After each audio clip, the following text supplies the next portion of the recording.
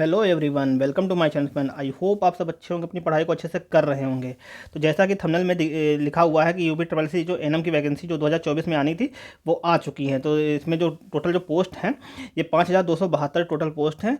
तो ये उनके लिए सबसे अच्छा है जो लास्ट टाइम जो वैकेंसी आई थी उसमें जिनका नहीं हुआ या जिनका 1-2 नंबर से रह गया, उनके लिए सबसे अच्छा चांस है कि इसमें अपनी एक सीट पक्की करने के लिए सबसे अच्छा चांस है। तो देर ना करते हुए देखते हैं, ये नोटिफिकेशन देखते हैं कि फॉर्म कब से स्टार्ट हो रहा है, कौन सी लास्ट डेट है और कितनी फीस है, इसके बारे में देखते हैं। और क्या क्या क्वालिफिकेशन मांगी गई है इसके बारे में देखते हैं।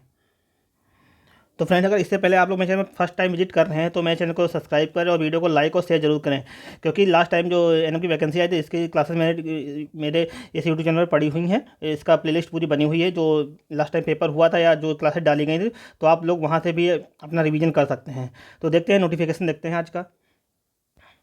तो ये वो नोटिफिकेशन है जो अभी यूपी ट्रिपल एस ने जारी किया है, ये वो नोटिफिकेशन है।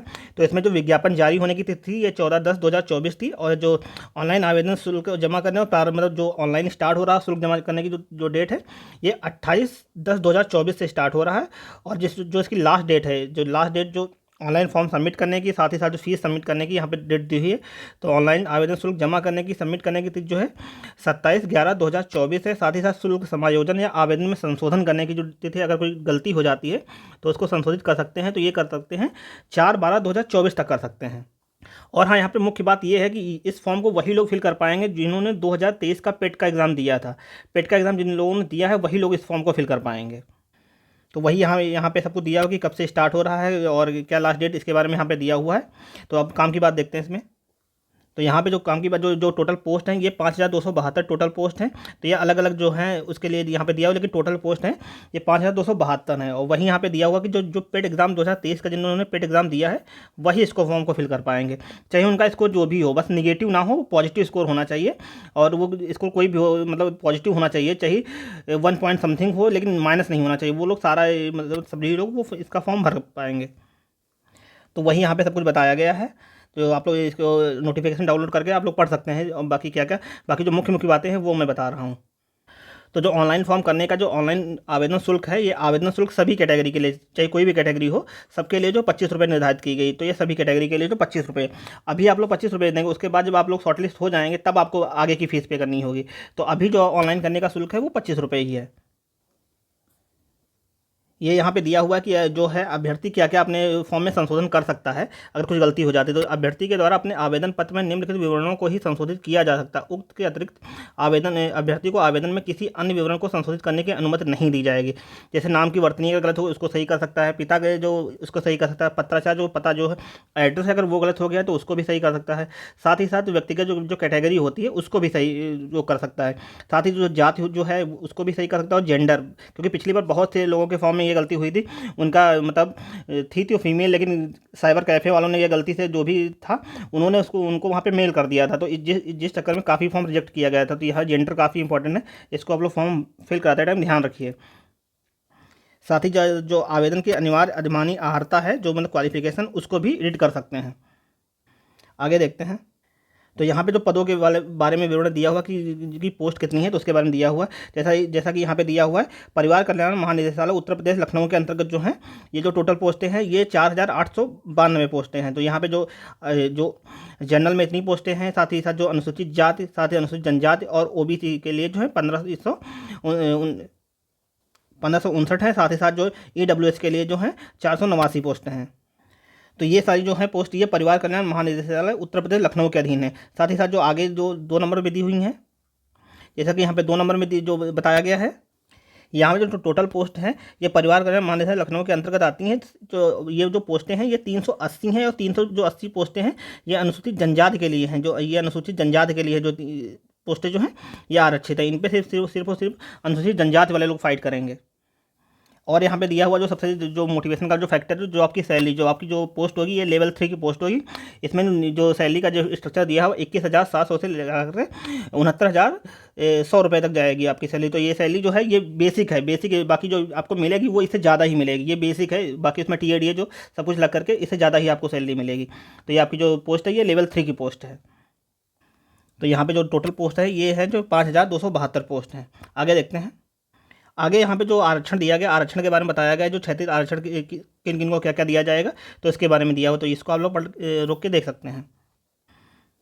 बाकी यहाँ पे क्वालिफिकेशन देखते हैं, जैसा कि यहाँ पे क्वालिफिकेशन दिया हुआ है, ये जो है उत्तर प्रदेश चिकित्सा स्वास्थ्य एवं परिवार कल्याण विभाग स्वास्थ्य कार्यकर्ता और स्वास्थ्य पर्यवेक्षक पुरुष और महिला अराजपत्रित सेवा नियमावली 2018 के भाग 4 नियम 8 के अनुसार जो है स्वास्थ्य कार्यकर्ता महिला के पद पर सीधी भर्ती के लिए निम्नलिखित अर्हताएं होनी आवश्यक हैं। तो ये जो यहाँ पे क्वालिफिकेशन के बारे में दिया हुआ है, जैसे बताया गया, अभ्यर्थी ने माध्यमिक शिक्षा परिषद उत्तर प्रदेश की इंटरमीडिएट की परीक्षा या उसके समकक्ष सरकार द्वारा मान्यता प्राप्त कोई भी परीक्षा अवश्य उत्तीर्ण कर ली हो। तो ये जो है, तो ये जो बताया गया कि जो अभ्यर्थी जो वो इंटर क्वालिफाई हो, साथ ही साथ अभ्यर्थी ने भारतीय परिचर्या परिषद के सन्निधियों के अनुसार एक वर्ष 6 माह 2 वर्ष का सहायक नर्सेज एंड मिडवाइफ, जैसे जिसे यहाँ पे दिया हुआ एनएम प्रशिक्षण पाठ्यक्रम प्रसूत एवं संबंधित 6 माह का प्रशिक्षण सहित सफलतापूर्वक अवश्य पूर्ण कर लिया हो, और जो उत्तर प्रदेश के nurses and midwife counselling Lucknow में विधि पंजीकृत हो।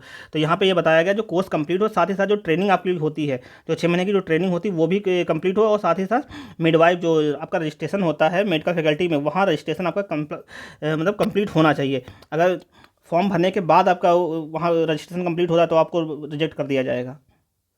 क्योंकि लास्ट टाइम डीवी हुई थी, तो डीवी में मेरी सिस्टर का जो सिलेक्शन हुआ था, तो वहाँ पे बहुत से लोग ऐसे थे जिनको बाहर किया जा रहा था, क्योंकि उन्होंने वहाँ फॉर्म तो फिल कर दिया था, लेकिन जो है जो उनका जो रजिस्ट्रेशन था वो बाद का था, तो उनको वहाँ से बाहर किया जा रहा था। और साथ ही साथ जो जो फर्जी डिग्री, क्योंकि बहुत से पहले कॉलेज थे जो ऐसे डिग्री दे देते थे, उनको भी बाहर किया जा रहा था। आगे देखते हैं। आगे हमें बताया गया है, अगर वो जो जो पहले क्वालिफिकेशन बताई गई, अगर वो समान होती हैं तो कुछ लोगों को जो है कुछ अधिमानी आहारता, अगर ये जैसे प्रादेशिक सेना में न्यूनतम 2 वर्ष का किसी ने जो अवधित सेवा की है तो उसको जो प्रायोरिटी दी जाएगी। साथ ही साथ जो एनसीसी की, जो एनसीसी क्रेडिट कोर का 20 सर्टिफिकेट जिसके पास है उसको भी प्रायोरिटी दी जाएगी। ये तब दी जाएगी अगर क्वालिफिकेशन सेम होती है, साथ ही साथ नंबर सेम हो जाते तब ये आता है। बाकी हमें बताया गया है जो संविदा के आधार पे जो जो ड्यूटी कर रहे हैं उनको भी यहाँ पे कुछ आरक्षण दिया गया, उसके बारे में बताया गया कि उनको उनको आरक्षण पोस्ट पे नहीं मिलेगा, उनको नंबर मिलेंगे कुछ, उसके बारे में बताया गया, जैसा कि हमें बताया गया उसके बारे में देखते हैं। तो जैसा कि हमें बताया गया है, नोट में बताया गया, उत्तर प्रदेश चिकित्सा स्वास्थ्य एवं परिवार कल्याण विभाग स्वास्थ्य कार्यकर्ता एवं स्वास्थ्य पर्यवेक्षक पुरुष और महिला अराजपत्रित सेवा नियमावली 2018 के भाग 5 के नियम 15 के अनुसार बताया गया है। तो पहले में बताया गया है, स्वास्थ्य कार्यकर्ता पुरुष और स्वास्थ्य कार्यकर्ता महिला के पदों पर सीधी भर्ती समय समय पर यथा संशोधित उत्तर प्रदेश समूह ग के पदों पर सीधी भर्ती रीति और प्रक्रिया नियमावली 2015 के अनुसार में की जाएगी। तो इसके बारे में बताया गया है, चिकित्सा स्वास्थ्य एवं परिवार कल्याण विभाग उत्तर प्रदेश में संविदा के आधार पर सहायक नर्स मिडवाइफ के रूप में कार्यरत व्यक्ति को अधिकतम 15 अंकों का जो अध्ययन, मतलब जो उनको अधिकतम 15 अंक दिए जाएंगे, इसके बारे में बताया गया है। तो ये जो 15 अंक है ये इनको कैसे कैसे मिलेंगे, इसके बारे में यहाँ पर दिया हुआ है कि एक संविदा के आधार पर पूर्ण की गई सेवा के प्रथम वर्ष के लिए 3 अंक। अगर कोई संविदा पे कार्य करता है, अगर उसने 1 साल कार्य किया है तो उसको 3 अंक मिलेंगे।